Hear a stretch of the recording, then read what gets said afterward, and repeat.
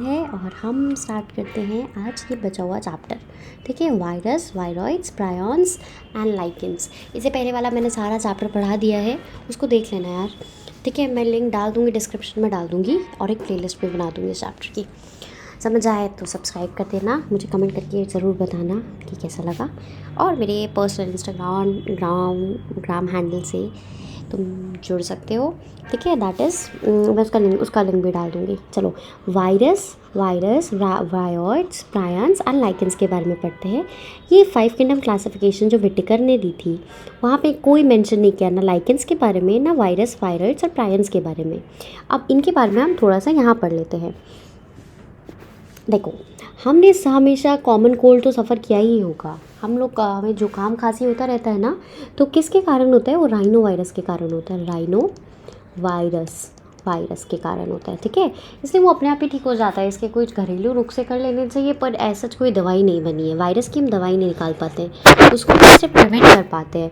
तुमने देखा होगा कि कोरोना हुआ था, तो कोरोना ठीक करने की कोई दवाई नहीं थी, बस हम पैरासीटामोल खा के अपना टेम्परेचर कम कर रहे थे और हम इम्यूनिटी बूस्ट करते थे विटामिन B, C खा के, है ना। तो वायरस को मारने की दवाई नहीं बना सकते हम। क्यों नहीं बना सकते, उसका आंसर मैं तुम्हें अभी बताऊंगी। दूसरा, वायरस के अगेंस्ट हम ऐसे अपनी बॉडी को प्रिपेयर कर सकते हैं कि कल को वायरस आया तो उसे लड़ सके। ठीक है, दवाई बनाना अलग बात होती है, उसको प्रिपेयर करना, बॉडी को खुद ही प्रिपेयर करना ताकि वो लड़ सके, वो अलग बात होती है। चलो, अब हम देखते हैं फ्लू वगैरह जो होता है वायरस के कारण होता है। वायरस के पास कोई भी क्लासिफिकेशन नहीं है क्योंकि ये ट्रूली लिविंग नहीं है। इट्स लाइक वायरस का जो जेनेटिक मटेरियल होता है वो हमेशा हवा में घूमता रहता है। जब इसको अप्रोप्रिएट इन्वायरमेंट मिल जाता है तो उस सेल में जाके रहने लग जाता है और लिविंग हो जाता है। तुम कुछ ऐसे इमेजिन कर लो, जैसे मैं इमेजिन करती थी जब मैं पढ़ती थी कि ये एक आत्मा जैसा है और ये घूमता रहता है। किसी की बॉडी में घुस गया, उसको सही जगह मिल गई, उसकी इम्यून सिस्टम वीक हुआ तो बस ये जिंदा हो जाएगा। अदरवाइज़ ये बस एक जेनेटिक मटेरियल है जो कि इधर उधर घूमता रहता है। वायरस की बॉडी में अगर बात करें तो इनके पास सेलुलर, ये नॉन सेलुलर ऑर्गेनिज्म है। तुम देख रहे हो, अभी तक हम पढ़ रहे थे यूनिसेलुलर, मल्टी सेलुलर, अब एक नई कैटेगरी आ रही है नॉन सेलुलर। इनके पास सेल्स ही नहीं होते हैं, इनके पास एक क्रिस्टलाइन स्ट्रक्चर होता है, क्रिस्टल से भरा हुआ स्ट्रक्चर होता है। जैसे हम देखते हैं, ये देखो, ये टोबैको मोज़ैक वायरस है। टोबैको का प्लांट जो होता है उसको हो जाता है। इसमें ध्यान से देखो, ये जो गोल मटोल से है, ये चेन जैसे, ये RNA है और उसके ऊपर ये देख रहे हो, ये ग्रीन कलर का, ये कैप्सिड्स है। कैप्सिड्स के आगे लिख दो प्रोटीन कोट है। क्या है? प्रोटीन कोट है। तो कोई बाहर कोई ऐसे करके सेल का वॉल तो नहीं है ना, सेल मेम्ब्रेन नहीं है ना, तो इस कारण से इसको नॉन सेलुलर बोला जाता है। चलो, अब इसके बारे में पढ़ लो। इसे बैक्टीरियोफेज कहा जाता है। अच्छा सुनो ध्यान से, वो वायरस है जो बैक्टीरिया को खा जाता है। ये वो वायरस है जो बैक्टीरिया को इन्फेक्ट कर देता है। तो सोचो, हम लोग क्या सोचते हैं, हम ही इनसे परेशान है। ये बैक्टीरिया किंगडम, जो मोनिरा किंगडम वाले लोग हैं, ये भी तो परेशान है। तो बैक्टीरियोफेज बेसिकली किस पे अटैक करती है? ये वो वायरस है जो कि अटैक किस पे करता है? बैक्टीरिया पे अटैक करता है। हाँ, ध्यान रखना है इस चीज़ को। चलो आगे बढ़ते हैं। हाँ जी, तो ये देखो, ये जो खतरनाक सा दिख रहा है, ये एक बैक्टीरियोफेज है। इसका क्रिस्टलाइन हेड है, ये उसकी कॉलर है, देखो ये वाला पार्ट। फिर ये शीट्स है बहुत सारी, ठीक है, और ये उसका टेल है, टेल फाइबर्स है। यहाँ ये सारी टेल्स में आता है। टोबैको मोज़ैक वायरस के बारे में हमने पढ़ लिया, बैक्टीरियोफेज के बारे में पढ़ लिया। चलो, वायरस का मतलब होता है जहर, वेनम। ठीक है, और दिमित्री था, आई गेस ये रशिया के होंगे। इन्होंने रिकॉग्नाइज़ करा कि कुछ माइक्रोब्स ऐसे होते हैं और casual organism of disease, they were found to be, ये बैक्टीरिया से भी छोटे होते हैं। और इन्होंने एक फ़िल्टर बनाया था जो ना बैक्टीरिया को छान लेता था। ठीक है, तो ये बेसिकली क्या करता था, बैक्टीरिया को छान लेता था। पर दे रियलाइज्ड कि कुछ ऐसी चीज़ें हैं जो कि वायरस जो ऐसा है वो बैक्टीरिया को तो छान लेता है, उस फिल्टर से भी पास हो जा रही है। ठीक है, मतलब ये बैक्टीरिया से भी छोटी है। और फिर उसके बाद ये बेजर ने कहा है, इन्होंने डेमोन्स्ट्रेट करा कि इन्फेक्टेड प्लांट्स, टोबैको के जो प्लांट है वो कैसे इन्फेक्शन कॉज करते हैं हेल्दी प्लांट्स में। ठीक है, और यहाँ पे जो फ्लूइड बनता है उसे कहते हैं कॉन्टेजियम विविडम फ्लूइडम। उस फ्लूइड को क्या कहा जाता है? Contagium vivum fluidum. ठीक है, और फिर WM स्टैनली के बारे में पढ़ते हैं। उन्होंने बताया कि वायरस को क्रिस्टलाइज करा जाता है एक पर्टिकुलर क्रिस्टल के फॉर्म में, जो कि लार्जली प्रोटीन होता है। वायरस को क्रिस्टलाइज करा जाता है एक पर्टिकुलर प्रोटीन के फॉर्म में।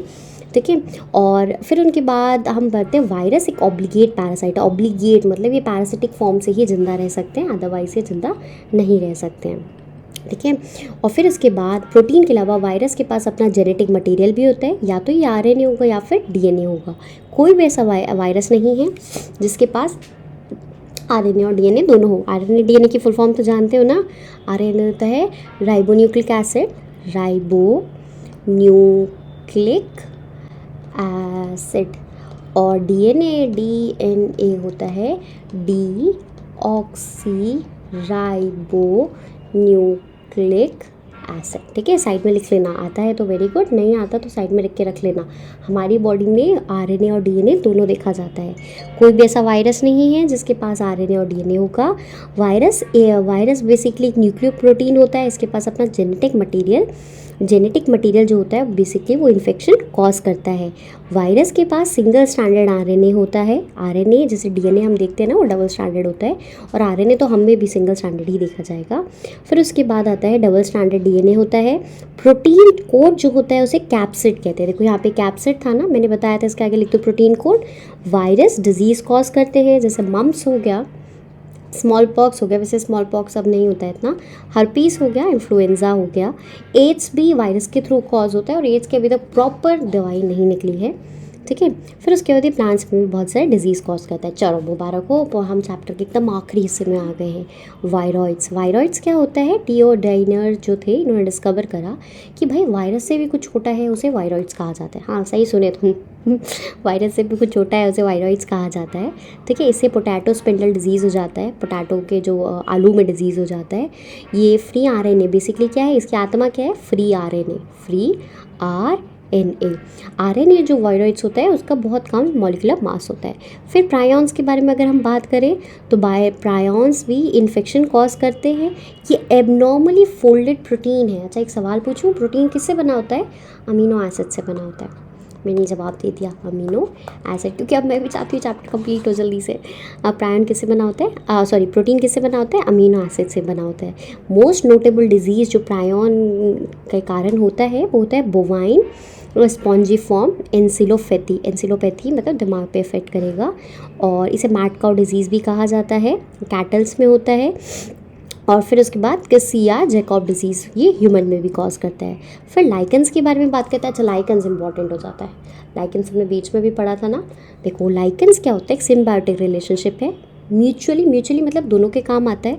जो रिलेशन दोनों के काम आए उसे सिम्बायोटिक रिलेशन कहा जाता है। इसके अंदर दो कंपोनेंट होते हैं।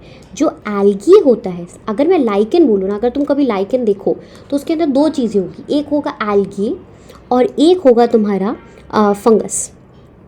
ठीक है, फंगस, जो फंगस होता है उसको माइकोबायंट बोलते हैं, और जो एल्गी होता है उसे फाइकोबायंट बोलते हैं। क्या बोलते हैं? फाइकोबायंट होते हैं, जो which are autotrophic and heterotrophic.